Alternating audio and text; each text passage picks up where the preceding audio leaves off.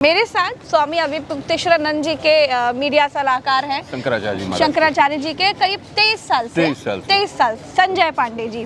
तो बनारस के बारे में कुछ बात करनी थी, तो मुझे लगा कि जो बनारसिया होगा ना, बिल्कुल ठेठ बनारसिया, उससे बेहतर कोई नहीं बता पाएगा। अच्छा ये बताइए भाई साहब, यहाँ हमने सुना कि कुछ मूर्ति तोड़ी गई है अहिल्या बाई की, लेकिन योगी जी कह रहे हैं वो तो AI है, फेक है। तो सच क्या है? आप बनारस के लोगों से बेहतर कौन बता? दरअसल ऐसा है बहन जी कि जो मणिकर्णिका घाट जहाँ पे ये चर्चा हो रहा है कि मूर्तियाँ तोड़ी गई हैं, तो पहले तो उस एरिया को एक तरफ से पैक कर दिया गया है, तो आम लोग पहुँचते नहीं, मतलब वो तीन सेट से, हाँ, उसको एक एरिया को जहाँ काम चल रहा है वहाँ पे बनाया गया है। अच्छा। लेकिन एक कोई जेटली बाबा थे, जब जिस समय वहाँ पे मणिकर्णिका घाट के पास तोड़ा जा रहा था, तो वो एक लाइव वीडियो किए थे। उसी वीडियो को हम सारे लोगों ने देखा था और देख के बहुत दुख हुआ था, कष्ट हुआ था, काफी मर्माहत हुए थे हम लोग।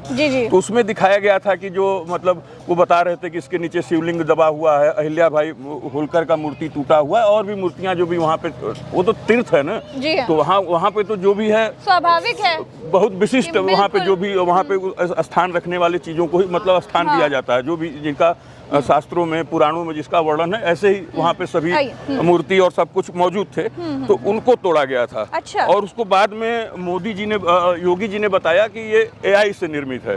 तो हम फेक है। तो भाई देखिए, जैसे कोई चीज अगर फेक है तो अब तो हमारे पास टेक्नोलॉजी इतना ज्यादा हाई फाई हो गई है कि हम तुरंत जांच कर सकते हैं, मालूम हो जाएगा कि ये फेक है कि AI है, तो वो करा लिए होते। उन्होंने तो आप शंकराचार्य जी महाराज जी को भी बोल दिया था कि ये तो शंकराचार्य है ही नहीं। देखिए ऐसा है बहन जी, शंकराचार्य हैं कि नहीं है, किसी के कहने या नहीं कहने से, पक्ष में रहने या विपक्ष में रहने से तो होता नहीं है। शंकराचार्य एक परंपरा है, एक पद्धति है जिसके अनुसार बनते हैं। तो जो इसमें गुरु परंपरा, गुरु शिष्य परंपरा चलता है। तो जो महाराज जी से पूर्व के पूर्वाचार्य थे, परम पूज्य ब्रह्मलीन द्वैपीठाधीश्वर जगत गुरु शंकराचार्य स्वामी स्वरूपानंद सरस्वती जी महाराज, उन्होंने बाकायदा वसीयत बनाया था। वो वसीयत मौजूद है, जिसको देखना वो देख ले। उस पर लिखा हुआ है कि हमारे इस पीठ पे हमारे ये शिष्य रहेंगे, ज्योतिष पीठ पे महाराज जी अविमुक्तेश्वरानंद जी महाराज के लिए, और द्वारका शारदा पीठ पे स्वामी सदानंद सरस्वती जी महाराज के लिए। अच्छा। एक उन्होंने लिख दिया कि हमारे ये 2 पीठ हैं, इस पे 2 हमारे ये जो गुरु, हमारे जो शिष्य हैं, यही शंकराचार्य बनेंगे। 2 शंकराचार्य ये हो गए जिनको उन्होंने अपना वसीयत करके बनाया, और एक भारती तीर्थ जी महाराज जो श्रृंगेरी दक्षिण के शंकराचार्य हैं, उन्होंने पट्टाभिषेक किया। अच्छा। महाराज जी का बकायदा, वो सब जगह उसका उपलब्ध है। और उसके बाद पट्टाभिषेक होता है, पट्टाभिषेक के बाद ही कोई शंकराचार्य बन सकता है। अगर पट्टाभिषेक नहीं हुआ तो क्या है मतलब? पट्टाभिषेक में अपनी रीतियां हैं। अच्छा। उनको मतलब मंत्र किया जाता है कि बहुत मुश्किल से शंकराचार्य की पदवी मिलती है। वो तो बचपन से ही प्रशिक्षित, बचपन से ही गुरु अपने शिष्य पे नजर रखते हैं। जैसे सैकड़ों गुरुकुल में शिष्य पढ़ते हैं, हजारों पढ़ते हैं, उन पे नजर रखते हैं। अच्छा। तो उसमें योग्य छांटते हैं, सर्वश्रेष्ठ जिस मतलब जो वेद शास्त्र पुराण जिसका ज्ञाता ही न हो, वो मतलब धर्म के प्रति उस मतलब उसकी श्रद्धा होनी चाहिए, निष्ठा होनी चाहिए, और उनको कसौटियों पे कसा जाता है, तपाया जाता है, तब वो जो है अगर योग्य बनते हैं। जैसे 10 उसमें से 1000 से निकाले 10 हुए, 10 से 5 हुए, 5 से 2 हुए, 2 से फिर 1, और वो ऐसा रहता है जो वेद पुराण में समन्वय स्थापित कर सके, जो भी हमारे धर्म का वैदिक हमारी जो परंपरा है, उसकी जो नीतियां हैं, उसको जो है वो प्रसारित कर सके,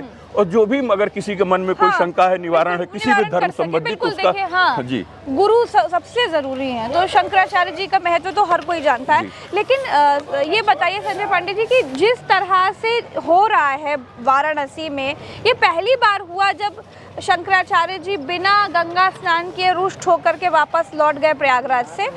क्या अब इससे बड़ा भाव आया आप लोग के मन में? आप ये सोचिए, इससे बड़ा दुर्भाग्य क्या होगा कि जैसे जो महाकुंभ आप जानती हैं, जो माघ मेला आप देखती हैं, या जो भी परंपराएं हैं, जो अखाड़े हैं, ये सब आद्य भगवत पाद शंकराचार्य भगवान द्वारा ही स्थापित किए गए हैं। और जिस परंपरा को स्वयं आदि भगवान शंकराचार्य ने स्थापित किया, उसी परंपरा के वर्तमान मुखिया परम पूज्य परमाराध्य शंकराचार्य स्वामी अविमुक्तेश्वरानंद जी महाराज को वहां पर स्नान करने से वंचित कर दिया गया। तो इससे बड़ा दुर्भाग्य और दुख दूसरा क्या हो सकता है, आप बताइए भाई जी। तो ये बहुत दुर्भाग्यपूर्ण, बहुत दुखद है। बाद में देख रही थी एक बटुक जिनकी शिखा पकड़ के यानी चोटी पकड़ के जिनको मारा पीटा गया था। हालांकि अभी वो शंकराचार्य जी की सेवा में संलग्न है, इसीलिए मैं इनके साथ मैंने सोचा संजय पांडे जी जो उनके साथ रहे हैं 23 साल तक मीडिया सलाहकार रहे हैं शंकराचार्य जी के, उनसे कुछ बातचीत करूं और समझने की कोशिश करूं कि मतलब चल क्या रहा है।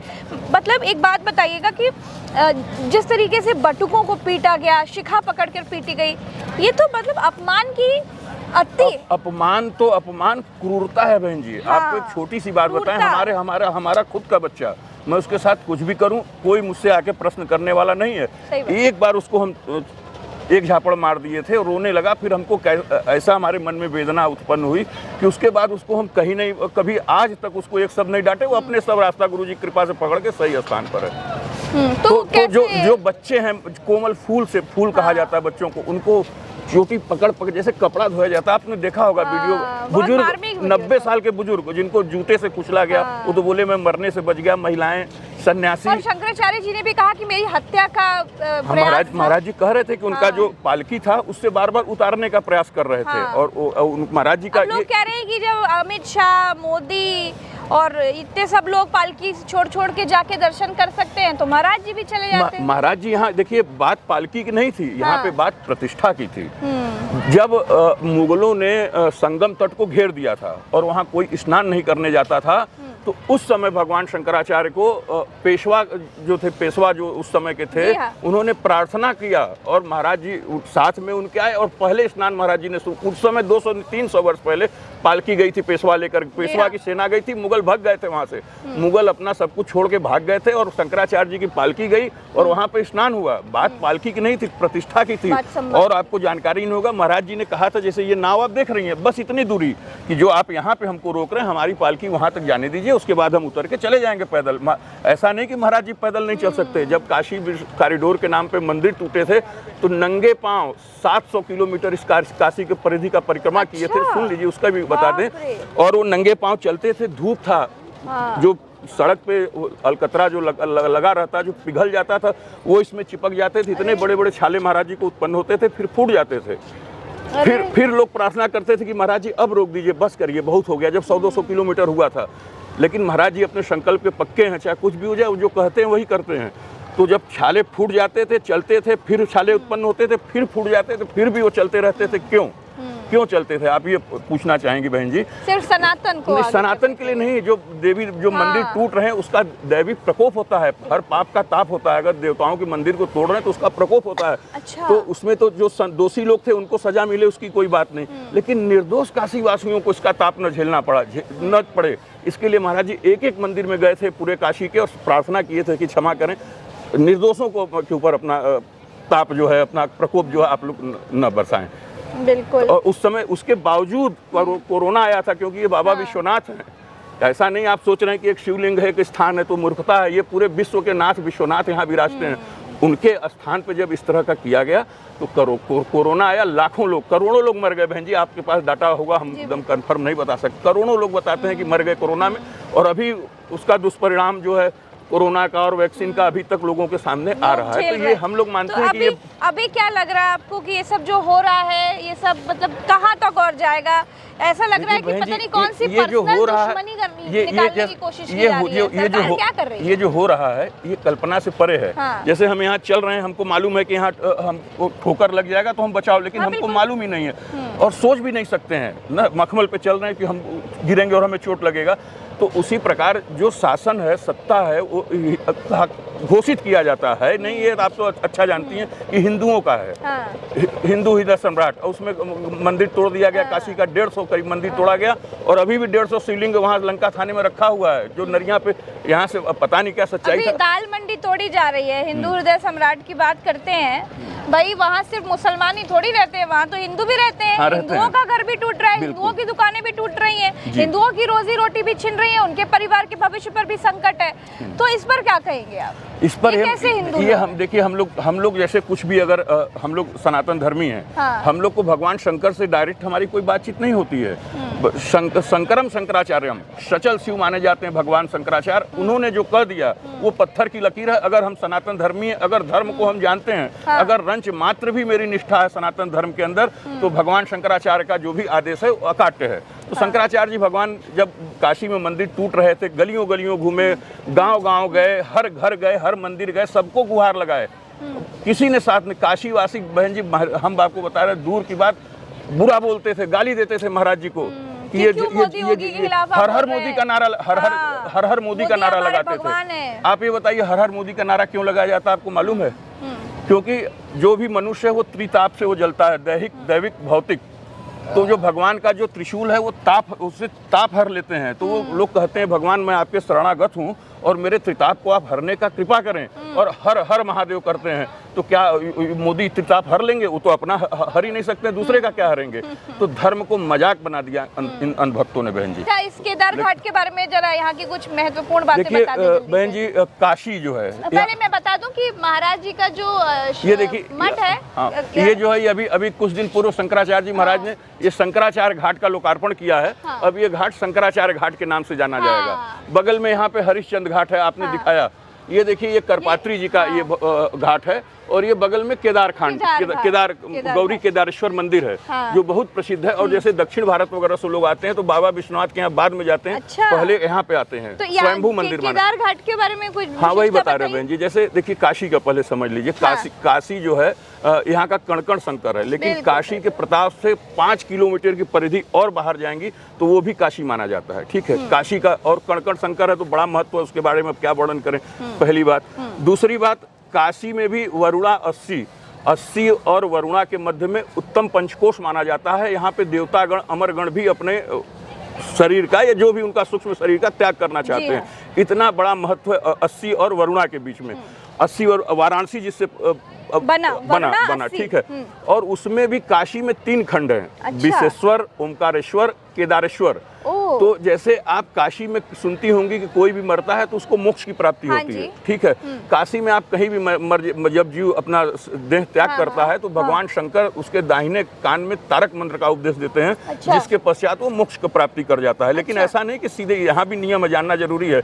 जैसे काशी में अगर बाकी खंडों में आप मरेंगे और पाप किए हैं तो आपको यहाँ यमराज तो आपको दंड देने नहीं आएंगे, लेकिन आपको अपने पाप की सजा भैरवी यातना के रूप में भोगनी पड़ेगी। जो हमारे काशी के कोतवाल, जो महाकाल हैं, जो शिव जी के स्वरूप हैं, वो भैरवी यातना देते हैं, और जो यमराज के दंड से भी बहुत कठोर होता है। अच्छा, और क्या होता है उसमें? भैरवी यातना जैसे दंड दिया पड़ा होगा, उसमें क्या बहुत तरह का। अब भैरव, आप ये सोचिए कि कोई एक व्यक्ति, हमारे जैसा साधारण व्यक्ति, जैसे आप देखिए किसी को आप बताएं कि मारा गया, तो दंड दे सकते हैं, तो वो काल भैरव हैं, वो महाकाल हैं। उनके दंड का वर्णन कैसे किया जा सकता है? बहुत बहुत कठिन, मतलब यमराज के दंड से भी बहुत कठिन होता है। ठीक है, तो मतलब तो काशी में कहीं भी मरेंगी तो आपको भैरवी यातना झेलना पड़ेगा, अपने पाप का हिसाब करके। ऐसा नहीं कि बिना हिसाब किताब के आप निकल जाएंगी, तब आपको मोक्ष की प्राप्ति होती है। लेकिन केदारखंड, यहाँ पर अगर आपका देह त्याग आप कर देती हैं तो आप कितने बड़े पापी हो, आपको कोई दंड नहीं मिलेगा, सीधे मोक्ष की प्राप्ति होती है। ये महत्व है। अच्छा। और जहाँ तक जब सुबह घंटा बजता है, ये पता कैसे चलता है कि दंड मिला कि नहीं मिला? ये देखिए, ऐसा है क्योंकि व्यक्ति तो चला गया, शास्त्रों से मान्यता है। हमने तो अपने दादाजी को थोड़े ने देखा, लेकिन लोग बताते हैं कि आपके पिताजी के ये पिताजी थे, तो हम मानते हैं ना। और बहुत प्रत्यक्ष अनुभव होता है। जो आध्यात्म के क्षेत्र में आता है वो खुद अनुभव कर लेता है। आप छोड़िए मरने के बाद, अभी आप आध्यात्मिक क्षेत्र में जाइए और भगवान के प्रति अपना निष्ठा रख के करिए, तो आपको महसूस होने लगेगा कि आपका काम कुछ मतलब अलग टाइप से बन रहा है। निष्ठा क्यों नहीं है भगवान में? नहीं तो आपको महसूस होगा। आप तो, क्योंकि आप तो इतना ज्यादा धार्मिक हैं, आपके मन में इतनी श्रद्धा है। भाजपा जब आई तो हिंदुओं का नाम लेकर के आई। भाजपा जब सरकार में आई तो बोला कि हिंदू हृदय सम्राट हम लोग हैं और तमाम हिंदुओं की रक्षा होगी। आपको लगता है कि भाजपा हिंदुओं के हित का काम कर रही है? हिंदुओं के हित का तो छोड़िए, ये पूछिए कि हिंदुओं के कितना विपरीत कर रही है। पहले तो देखिए, जब भाजपा शासन जब सरकार बना तो हम लोग कोई भाजपा के विरोधी नहीं है। महाराज जी उस समय गंगा आंदोलन, माँ गंगा को राष्ट्रीय नदी घोषित कराने के लिए उस समय महाराज जी शंकराचार्य नहीं थे, ब्रह्मलीन स्वरूपानंद जी महाराज जिंदा थे, मनमोहन सिंह की सरकार थी। अच्छा। तो इसी घाट पे गंगा आंदोलन हुआ था। इस घाट पे गंगा माता को राष्ट्रीय माता घोषित कराने के लिए, जिसमें जुड़े हुए 3 संतों का प्राण चला गया। एक बाबा नागनाथ थे, साल भर तक अनशन पर बैठे रहे, उनका प्राण चला गया। एक भिक्षु गंगा प्रेमी जी थे, हमेशा नाव में यहाँ रहते थे, उनका उस अनशन के दौरान प्राण चला गया। बाद में स्वामी जो प्रोफेसर GD अग्रवाल थे, बाद में महाराज जी से दीक्षा लेकर वो ब्रह्म सन्यासी हो गए और स्वामी सानंद बने। उनका हरिद्वार में गंगा जी के लिए ही चला गया था। ठीक है, यहाँ पे एक गंगा तपस्वी। मतलब आप मानते हैं कि नहीं कि भाजपा आपके हित के लिए कुछ करेगी, हिंदुओं के नहीं करे, हम तो नहीं। अब देखिए धर्म नहीं, धर्म के हम लोग तो नहीं मानते हैं। बीजेपी से बहुत आज देखिए जैसा है ना, पहले मानते थे। पहले यहाँ पे लाखों रुपया खर्चा करके उत्सव मनाया गया था जब मोदी बने थे। और गंगा जी को जब राष्ट्रीय नदी घोषित कराया था महाराज जी, थोड़ा डिटेल समय अधिक जा रहा है, तो कई तपस्वी यहाँ बारी बारी बैठते थे, प्राण पर संकट आता था, पुलिस उठा कर ले जाती थी। तो जब इतना माहौल, उस समस्या में भी आप साथ रहे। एक चीज सुन लीजिए, जब माहौल पूरा गंगा जी का इतना तगड़ा बन गया था, तभी मोदी जी आए और बोले न मैं आया हूं न मुझे भेजा गया, मुझे तो क्यों कहा? क्योंकि शंकराचार्य जी ने इतना बड़ा आंदोलन खड़ा किया था देश में, गंगा जी राष्ट्रीय नदी घोषित हुई थी, उसी का लाभ लेने के लिए। और बाकी तो स्थितियां आपके सामने देख लीजिए, वहां पे भी नाला गिर रहा है, सब ये सब स्थिति है। बिल्कुल बिल्कुल सही बात है। तो जो करने की बात कहकर आए थे वो तो नहीं कर पाए, लेकिन कहानी, प्रोपेगेंडा, एजेंडा इतना बड़ा रचा, आडंबर इतना बड़ा रचा कि लोग बहक गए। फिलहाल हम इस समय काशी में हैं और काशी के घाटों को घूम रहे हैं। केदार घाट घूमा और अभी हरिश्चंद्र घाट से होकर के आए हैं। अभी थोड़ा और आगे जाएंगे और क्या कुछ हो रहा है काशी में। अब आए हैं तो आपको सच बताएंगे। हमारे साथ अभी के लिए इतना ही, हमें दीजिए इजाज़त। नमस्कार, जय हिंद।